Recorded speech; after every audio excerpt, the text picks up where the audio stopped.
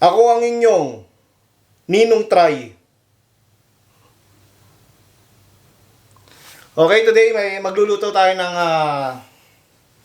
tinolang manok. Siyempre, kailangan natin ng sibuyas. So, meron tayo ditong frozen chicken. Frozen chicken ang gamit natin, mga inanak, dahil mahal ang mga fresh meat dito sa Kuwait. Frozen chicken, tinuto na natin yan. Mag-iwa muna tayo ng mga gagamitin natin, gaya ng sibuyas, bawang at luya.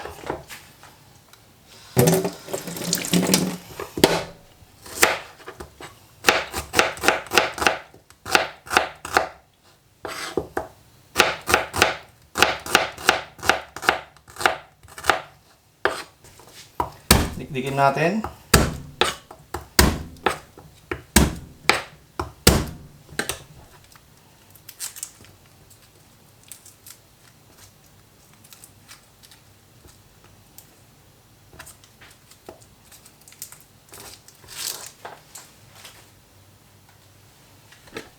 At hiwain.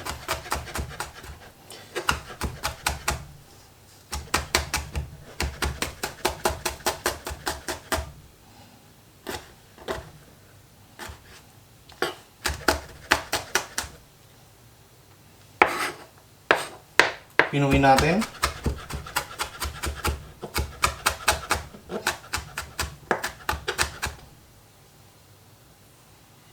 Pagpasensyahan nyo na nga pala, mga inaanak, dahil isa lang ang camera natin. Kaya kailangan kong yumuko ng ganito para makita nyo ang aking itsura. Kung nalalapit ba kay Ninong Ray, si Ninong Try.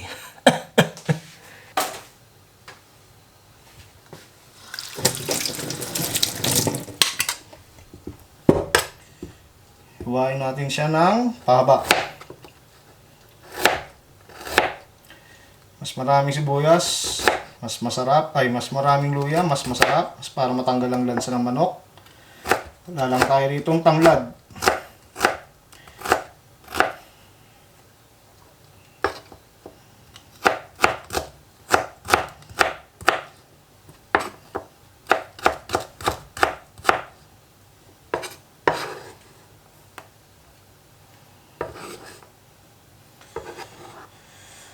Sunod na natin hiwain, mga inaanak, ang manok.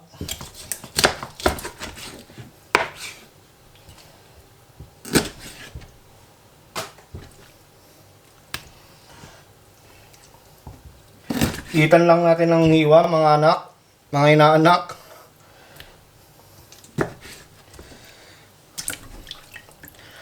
Dahil ayaw ng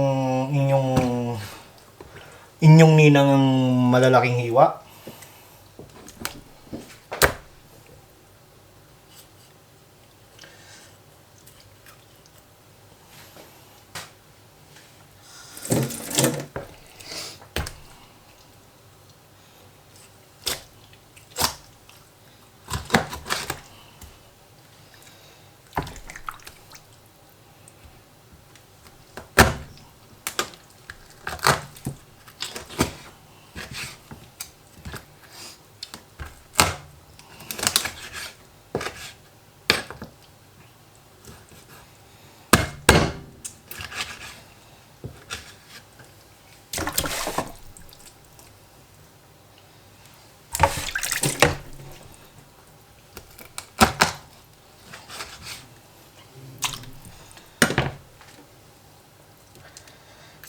Tanggalin natin pa.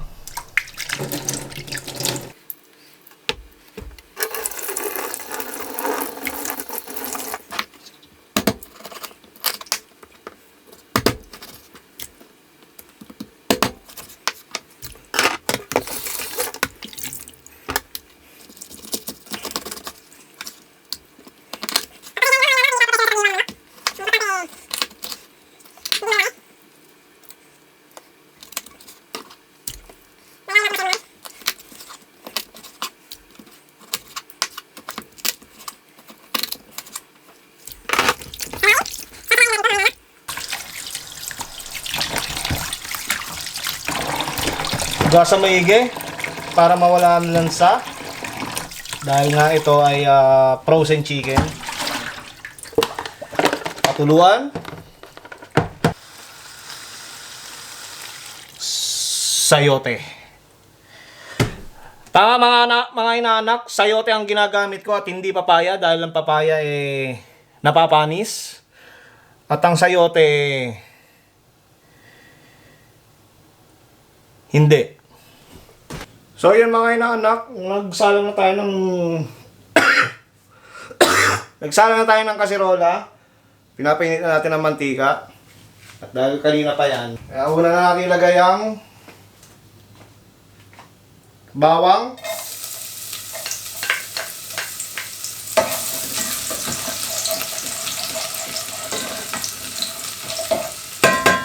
Sundan natin ang sibuyas. Isa ito sa mga madaling dish na pwede nating lutuin mga inaanak. At masarap, lalo ngayong winter.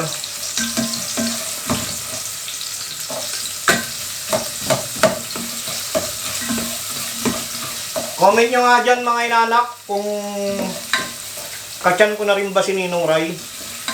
So, feeling ko mga inaanak mukhang balik yung paglulutuan natin. Kahit isang buong manok lang to. Mukhang may hirapan tayong haluin. So, ililipat natin siya mga inaanak.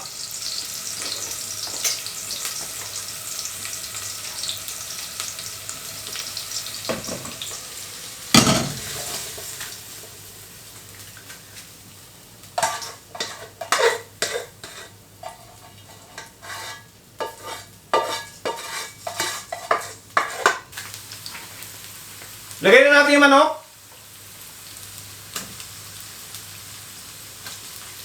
Kailangan maigisa natin na maigi ito dahil nga frozen. Para mawala yung lansa mga inaanak.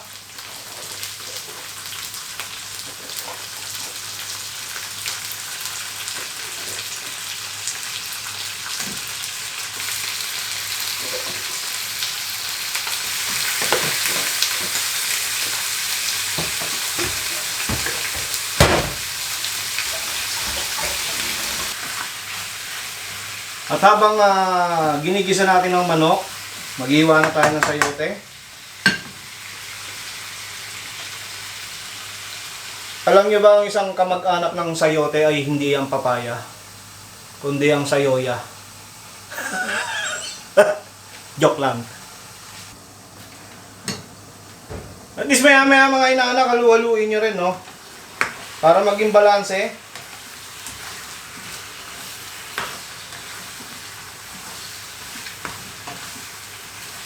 Para pantay ang luto ng manok. Lagyan natin ng paminta.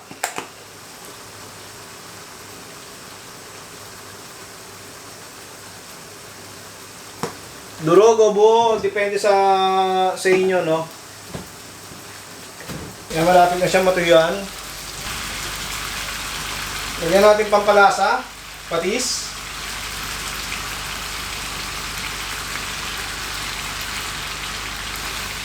Kung may tanggad lang tayo mga inaanak, mas mabango yan.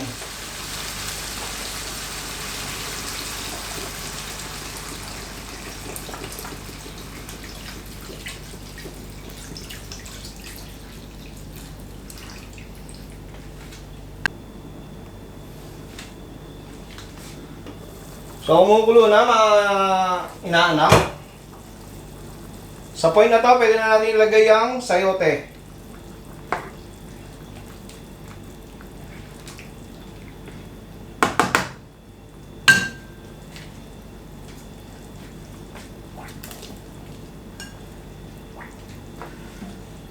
At wala tayong nakitang dahon ng malunggay o dahon ng palaya para pwede isama dito. Kaya sayote na lang.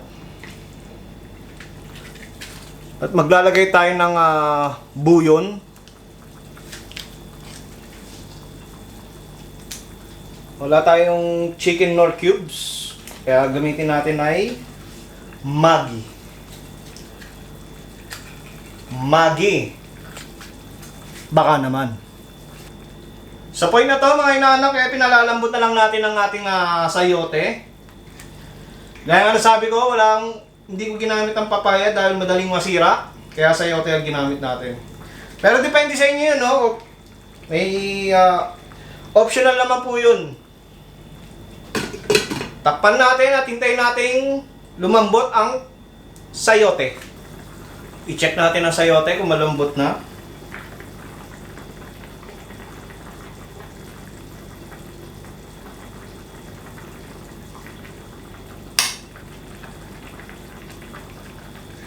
Kulang pa. Check ulit natin.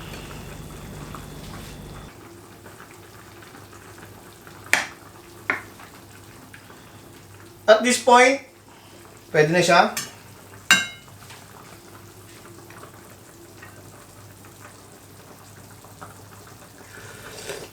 Tatayin na natin.